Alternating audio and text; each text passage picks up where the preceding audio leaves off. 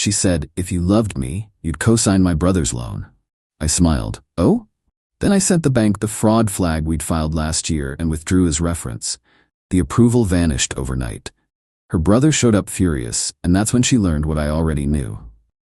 I, 41 male, have always considered myself a patient man.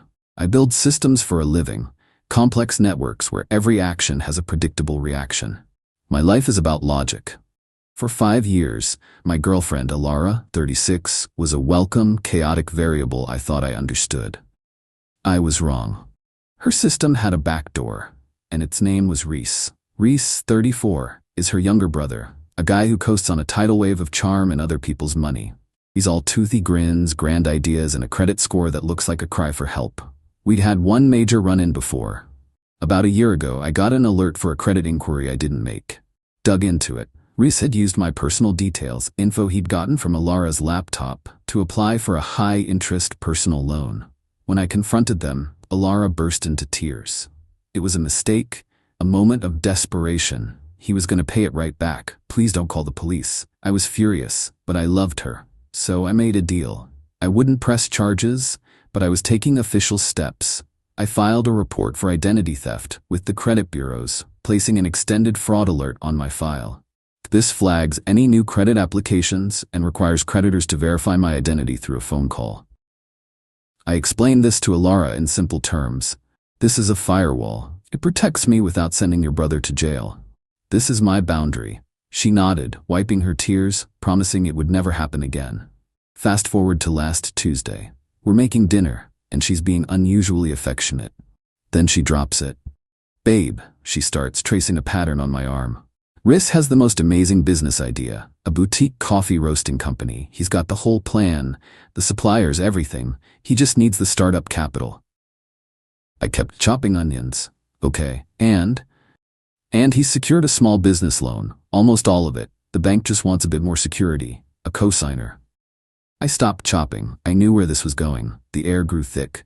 He wants me to cosign, I said. It wasn't a question. It's just a formality. His projections are solid. You'll barely be involved, she said, her voice bright and brittle. It's for $85,000. $85,000. For a guy who couldn't manage a prepaid phone plan. I turned to look at her, my face completely neutral. No, her smile faltered. What? Just like that? You won't even look at the plan? Reese has a proven history of financial irresponsibility. Involving me, I said calmly. The answer is no. The mood shifted instantly. The warmth evaporated. I can't believe you. After everything, he's my brother. This is his one big chance. My finances are not his chance. Her eyes narrowed. She stood up, crossing her arms. This was the part of the script where she applied the pressure. If you loved me, you'd do this. You'd support my family. It's what partners do. I felt the sting of it, sharp and cold. It was such a blatant, manipulative move. I put the knife down and gave her a small, tight smile. Oh? She took the smile as a sign I was wavering. Yes. Think about it, Julian. Please. Okay, I said. I'll think about it. I won't cosign. Absolutely not. But maybe I could serve as a professional reference. Vouch for his character, that sort of thing. Send them my details. Her face lit up. A switch flipped. She thought she'd won. Really? Oh, thank you. That would be amazing. The loan officer is named Mr. Davies. I'll have Reese add you as a reference right now. She practically skipped out of the room to call him.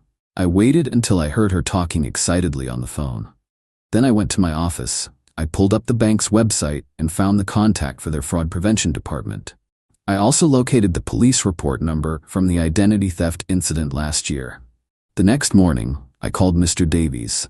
I introduced myself and said I was calling regarding Riss's loan application. He was pleased, telling me my name held a lot of weight. I let him finish. Mr. Davies, I said, my voice level. I am not a reference for this applicant. I am formally withdrawing my name from any association with this application. Furthermore, I need you to attach this police report number to the file. I read him the number slowly and clearly. That report details a prior incident of attempted identity theft perpetrated by the applicant Riss using my personal information. My credit file has an active fraud alert for this very reason. To be clear, any attempt to use my name or credit to secure this loan is fraudulent. There was dead silence on the other end. I could practically hear the gears turning, the risk assessment plummeting. "I see," Mr. Davies finally managed to say. "Thank you for this information, sir. We will review the application accordingly." I hung up. I didn't feel triumph, just a hollow, grim certainty.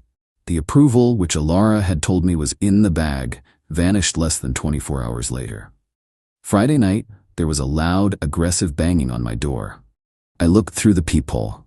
It was Reese. His face was a thundercloud. I opened the door. "What did you do?" he snarled, pushing past me into the house. Alara was right behind him, her expression a mask of teary-eyed confusion and accusation. "I have no idea what you're talking about," I said, closing the door. "The loan. The bank rejected it. They said new information came to light about my financial history. That was you. You poisoned the well," he shouted, his voice echoing in the hall. Alara chimed in, her voice trembling with manufactured hurt. "Julian, how could you? You said you'd be a reference." And that's when she learned what I already knew. "I did more than that, Alara," I said, looking directly at her. "I told the bank the truth. I told them about the fraud flag on my credit file, the one I had to place there because of your brother." Her face went pale. The act fell away, replaced by genuine shock. You filed an official report? I thought you just called the company." "No," I said coldly. "I protected myself legally. When the bank saw my name attached to his application, they saw the alert. They did their due diligence. It seems they found him to be a poor risk." Reese looked back and forth between us, the dots connecting in his slow, entitled mind. The anger on his face curdled into pure rage. He lunged toward me. "You son of a—" I didn't even flinch. I just stood my ground. The attack never came, but the war had just begun. Update 1. The week since the confrontation has been a masterclass in emotional manipulation. After Reese's little lunge, which Alara managed to stop by grabbing his arm and pleading, they left in a huff. The silence for the next 2 days was deafening. I knew they were regrouping, strategizing. The first volley came from Alara's mother, Clarissa. She called me Tuesday morning. "Julian, dear," she began, her voice syrupy sweet. "I think there's been a terrible misunderstanding. Alara is simply beside herself with grief." "There's no misunderstanding, Clarissa," I replied. "Reese is a good boy. He's just creative. Sometimes his ambition gets ahead of him. That little credit issue last year was just a mistake. For you to hold it against him, to ruin his one chance at making something of himself, it's just cruel. He tried to steal my identity, Clarissa. That's not a little credit issue. You're being dramatic. You're tearing this family apart over some paperwork. You need to call that bank and fix this. Tell them you were mistaken, for Alara's sake." "That won't be happening," I said, and hung up. The next day, Alara showed up at the apartment after I got home from work. She'd been crying. Her eyes were puffy and red. It was a full-scale assault. "I can't eat. I can't sleep," she whispered, standing in the doorway. "My family is in turmoil because of you." "Your family is in turmoil because of Reese's actions and their refusal to hold him accountable." "He's my brother," she cried, as if that explained and excused everything. "What am I supposed to do? You expect me to choose? I never asked you to choose. I just asked that you not expect me to finance his bad decisions and enable his behavior. My boundary was clear, Alara." "A boundary? You went behind my back and filed a police report. You humiliated him." This was their new narrative. I was the villain, the one who acted in bad faith. My self-protection was being framed as an act of aggression. Then came the real dirty trick. We had this thing, a project we'd been working on for years. It was a custom-designed board game we called Chronos Engine. It was incredibly complex, with hundreds of hand-painted miniatures and interlocking components. It was our baby, a symbol of our shared future, our plans. We'd even commissioned a beautiful handcrafted wooden box for it. It was, to me, priceless. I came home Friday to find the box gone from its shelf in the living room. My heart sank. A cold dread washed over me. I knew instantly what had happened. I searched the apartment. No Alara. No note. No game. I sat down at my computer, my hands shaking slightly. I typed the game's name into a popular online marketplace, and there it was, listed for sale. The seller's profile was new, the location anonymous, but the photos were unmistakable. They were taken on the rug in her parents' living room. Reese had listed it for $5,000. The description read, Rare, one-of-a-kind prototype board game, perfect for a serious collector. They weren't just trying to hurt me, they were trying to liquidate our shared history. All that talk of love and partnership, and she let him steal the most personal thing we owned and put a price tag on it. The rage I felt was clean, pure, and clarifying. This was no longer about a loan, it was about a fundamental betrayal. I didn't call her. I didn't text Reese. I took high-resolution screenshots of the online listing. I documented the seller's profile. I then pulled up the photos I had of the game in my apartment, complete with metadata proving when and where they were taken. I compiled it all into a neat digital folder. Then, for the second time in a year, I drove to the police station. This time, it wasn't for a faceless report about identity theft. It was to file a report for felony theft of a specific, valuable, and irreplaceable item from my home. And I had the name of my primary suspect, Reese. Update 2. Things escalated in a way I don't think they ever anticipated. My response to the stolen game wasn't emotional or frantic, it was procedural. And that, it turns out, is what they were least equipped to handle. A detective was assigned to my case. A calm, no-nonsense woman who looked over my evidence, the photos, the screenshots of the sale listing, my description of the item, and nodded slowly. The value I placed on the commission box and custom components easily pushed it into felony territory. Last Monday, 2 uniformed officers paid a visit to Clarissa's house. They weren't there to chat.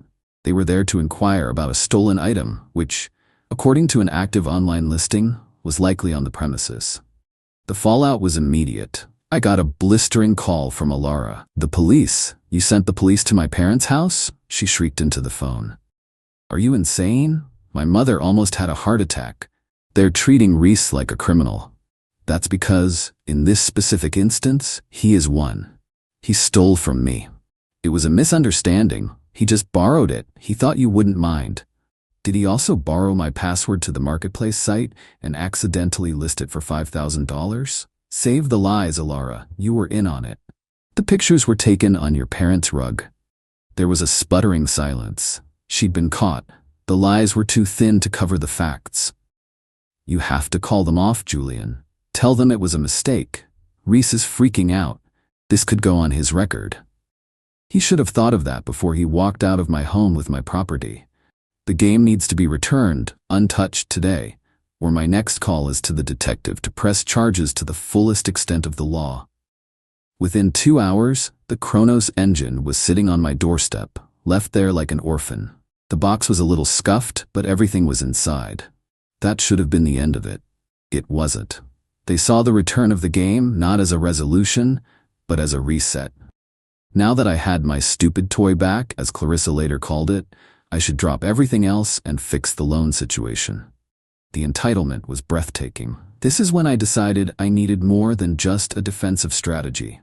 I needed to understand the whole picture. I hired a private investigator. A quiet professional recommended by a lawyer I know. It felt surreal, like something out of a movie, but it was surprisingly affordable. I gave him Reese's name and asked him to do a deep dive into his finances and his so-called business plan. The report I got back a week later was staggering. The boutique coffee roasting company was a complete fabrication. The business plan was a template he'd downloaded online. The addresses for his potential suppliers were vacant lots. Reese wasn't an aspiring entrepreneur. He was drowning. He had tens of thousands of dollars in online gambling debts and was being hounded by several very unsavory private lenders. The $85,000 loan wasn't for startup capital. It was bailout money to stop his legs from being broken. But that wasn't the worst part. The PI, using methods I didn't ask about, recovered a series of deleted emails. Emails between Alara and Reese from the weeks leading up to her asking me to co-sign. He's going to say no. You know how he is with money. "I can handle Julian. I'll make it about us, about supporting family. Use the 'if you love me' line. It always works." He's logical, but he's not immune to guilt. "Just get him to sign." Davey said with his credit, it's a slam dunk. "Once the money clears, we can deal with his whining. Don't worry. I'll make him think it's his idea to help. He'll feel like a hero." Reading those words felt like a physical blow. It recontextualized our entire relationship. Every tender moment, every shared secret, was now tainted by the knowledge that I was being managed, manipulated. I wasn't her partner. I was a mark. Her love was a tool she used to get what she and her family wanted. Saturday, she asked to meet at a coffee shop, a neutral ground. She wanted to talk things through. I agreed. She arrived looking exhausted, ready to play the victim one last time. She spoke about forgiveness, about family making mistakes, about how we could get past this if I would just be reasonable. I let her finish. Then I slid a folder across the table. "What's this?" she asked. "Read it." It was the PI's report, the summary of his debts, the addresses of the vacant lots. And printed out, in black and white, were her emails with her brother. I watched her face as she read. The color drained from it. The faux sorrow was replaced by the chalky white of pure panic. She looked up at me, her eyes wide with terror. She couldn't spin this. She couldn't reframe it. It was all there. "Julian," she whispered, her voice cracking. "It was never about coffee, was it?" I said, my voice devoid of all emotion. "It was always about the money, and I was the solution." She started to cry, real tears this time. Tears of being caught. "I love you," she sobbed. "No, you don't," I said, standing up. "You loved what I could provide. There's a difference." I left her there with the report. When I got home, I packed every single thing she owned into boxes. I put them by the door. I changed the locks. Then I forwarded a copy of the PI's full report, including the emails, to Mr. Davies at the bank's fraud department and to the detective handling the theft case. I attached a note, for context. I wasn't just withdrawing as a reference anymore. I was providing them with evidence of a conspiracy to commit loan fraud. My revenge wouldn't be loud or explosive. It would be the quiet, grinding, and inevitable consequence of their own actions. Final update. It's been over 7 months since I handed Alara that report in the coffee shop. The divorce from her and her family's drama has been finalized, not in a court of law, but in the court of reality. The consequences for them were not swift, but they were thorough. The bank, armed with the PI's report and the emails, didn't just deny the loan. They launched a full-scale internal fraud investigation, and as is their policy, reported Reese to the authorities for attempting to defraud a financial institution. Combined with the existing police report for the theft of my game, he was suddenly a person of significant interest. Reese's life unraveled. The private lenders he owed money to were not as patient as a bank. I heard through the grapevine that his car was repossessed in a very public fashion from outside his parents' house. The last I heard, he was facing serious legal charges for fraud and was forced to sell his parents' second car to pay for a lawyer. There is no more charm, no more big ideas. Just a panicked man facing the bill for a lifetime of recklessness. Clarissa and her husband are now saddled with their son's problems. Their social standing took a hit when the story, a heavily spun version, I'm sure, got out. They tried to paint me as a vindictive ex who couldn't handle being dumped. But the whispers of Rissa's gambling debts and fraudulent activities were louder. They are learning, far too late, that enabling has a cost. Alara tried everything. Apologies, threats, tearful voicemails, emails from new accounts after I blocked her. She accused me of ruining her life, of destroying her family. She never once took accountability for her role as a willing co-conspirator. It was always my fault for not playing my part in her scheme. The entitlement was welded to her soul. She eventually moved out of state, I believe, unable to face the mess she helped create. As for me, the first few months were strange. The quiet in the apartment felt heavy. I'd look at the Kronos engine box on the shelf and feel a pang of something. Not love for her, but grief for the future I thought we were building. It was a phantom limb, an ache where a part of my life used to be. But that feeling has faded, replaced by a profound sense of peace. I didn't set out for a spectacular fiery revenge. I just met their deception with facts. I met their manipulation with boundaries. I met their criminality with the legal system. I simply got out of the way and let their own actions run them over. I've been spending more time on my own hobbies, reconnecting with friends I'd neglected. My life is logical and orderly again. The chaotic variable has been removed from the system. I learned a hard lesson about trust, but I also learned that I am far more resilient than I ever imagined. The ultimate satisfaction isn't that they are suffering, it's that I am not. I am free. And in the quiet of my home, that is more than enough.